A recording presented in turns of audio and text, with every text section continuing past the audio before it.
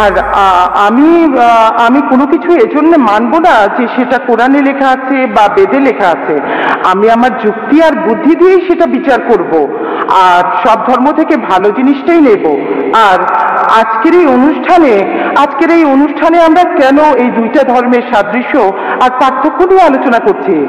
আমরা তো দুইটা ধর্ম থেকে ভালো জিনিসগুলো নিয়ে আমাদের নিজেদের মতো জীবনযাপন করতে পারি। এটাই আমার প্রশ্ন। বোন, আপনি খুব সুন্দর একটা প্রশ্ন করছেন, খুবই সুন্দর প্রশ্ন, খুবই প্রাসঙ্গিক প্রশ্ন। আমরা কেন কোনো ধর্ম পালন করবো? কেন হিন্দুজম, ইসলাম আর খ্রিস্টান ধর্ম, তার চেয়ে সব ভালো জিনিসগুলো জড়ো করি, সেগুলো মেনে চলি, শেষ। কোনটা ভালো কোনটা খারাপ কে বলবে?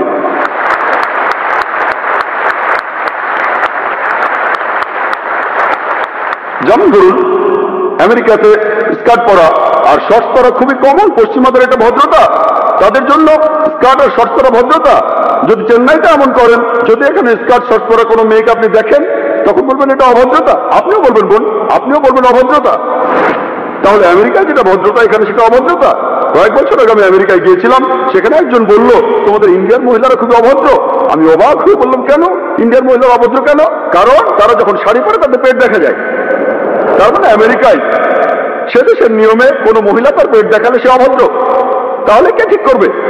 আপনি যদি মুসলিম দেশগুলোতে যান, আরব দেশগুলোতে, কোনো মহিলার দিকে তাকানো, কোনো মহিলার দিকে চোখ ফেরানো অন্যায়, অভদ্রতা। এখানে যদি কোনো মহিলাকে স্পর্শ না করে কথা বলেন, তার দিকে তাকান, সেটা ভদ্রতা। তাই ইন্ডিয়ানরা নমস্তে বলে স্পর্শ ছাড়া। পশ্চিমা দেশগুলোতে হ্যান্ডশেক করাটা খুবই কমন।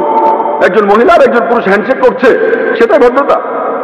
শরীরের অন্যান্য অঙ্গ প্রত্যঙ্গ স্পর্শ না করে হ্যান্ডশেক করা কিছু পশ্চিমা দেশে এটাই হলো ভদ্রতা। অন্যান্য পশ্চিমা দেশে মহিলাদের ঠোঁটে আর গালে চুমু দিয়ে এটা হলো ভদ্রতা। আর কিছু পশ্চিমা দেশে আপনি যা খুশি তাই করতে পারেন, পুরুষ আর মহিলা তারা স্বেচ্ছায় যা করবে সবই হলো ভদ্রতা। কে ঠিক করবে? ঠিক করবে কে? কে ঠিক করবে? আমেরিকায় অনেকগুলো নুট বিচ রয়েছে। টাইমস অফ ইন্ডিয়া 2 মাস আগে পড়লাম, সমুদ্র ভ্রমণ, নুট ক্রুজ, জাহাজে যারা থাকবে সবাই উলঙ্গ থাকবে, তাদের জন্য এটা ভদ্রতা। কে ঠিক করবে? সবচেয়ে ভালো যিনি বলতে পারেন তিনি সৃষ্টিকর্তা। আমি প্রশ্ন করছি, কোনটা ভালো কোনটা খারাপ কে ঠিক করবে?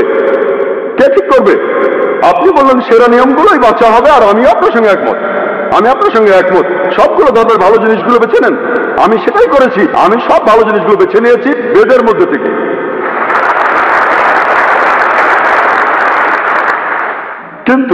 কিন্তু ভালো জিনিসটা আপনাদের জন্য ভালো নয়, এটাই সমস্যা। এই আলোচনাটা আমি করব। আমি চ্যালেঞ্জ করছি সব মানুষকে, ইসলাম ধর্মের মাত্র একটা মূলনীতি খুঁজে বের করুন যেটা আমাদের মানবতার বিরুদ্ধে কথা বলছে। একটা। কোনো ডাক্তারের কাছে যান, শিশুদের উপরে ডাক্তার, তিনি বলবেন যে মেয়ে শিশুরা বিভিন্ন জীবনের বিরুদ্ধে ছেলে শিশুর চেয়ে ভালোভাবে লড়াই করতে পারে। তাহলে শিশু বয়সে দেখা যায় মেয়ে শিশু যত মারা যায় তার চেয়ে ছেলে শিশু অনেক বেশি মারা যায়। শিশু বয়সে মেয়েদের সংখ্যা ছেলেদের চাইতে বেশি থাকে।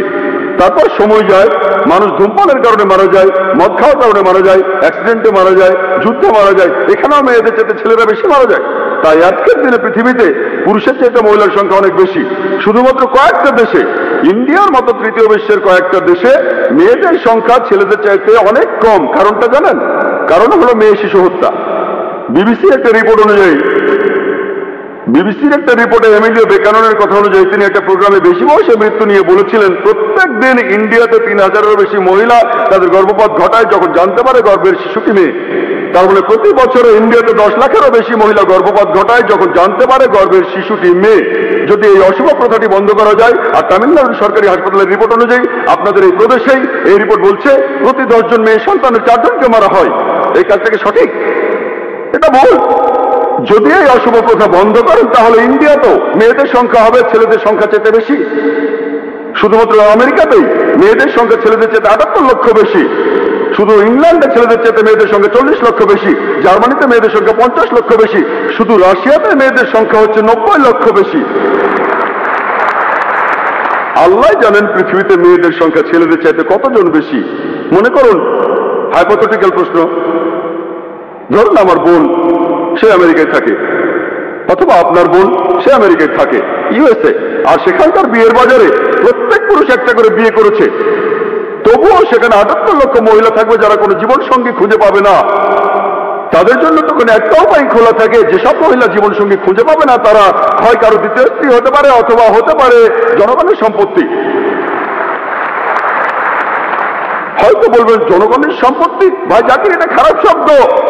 বোন, সবচেয়ে ভদ্র ভাষায় আমি এটাই বলতে পারি, এর চেয়ে ভালো কোনো শব্দ জানা নেই। আমেরিকাতে সেদেশের পরিসংখ্যান আমাদের বলে বিয়ের আগে গড়ে একজন মানুষের 8 জন যৌনসঙ্গী থাকে। রক্ষিতা রাখাটা খুবই কমন, যতজন খুশি 10 জন 20 জন 30 জন সমস্যা নেই। 100 জন, আইন আপনাকে কিছুই বলবে না। যদি আপনার একাধিক স্ত্রী থাকে এই ব্যাপারটা তারা হজম করতে পারে না। কেন? রক্ষিতা হয়ে মহিলারা কোনো অধিকার পান না, এখানে সেই মহিলাকে অসম্মান করা হয়। ইসলামে আপনার দ্বিতীয় স্ত্রী থাকলেও তার সমান অধিকার, তার সম্মান আছে, সবাই শ্রদ্ধা করে। তবে আমি আপনার সঙ্গে একমত, এ ব্যাপারে একমত যে কোনো মহিলা স্বাভাবিক পরিস্থিতিতে তার স্বামীকে অন্য মহিলার সাথে ভাগাভাগি করতে চায় না।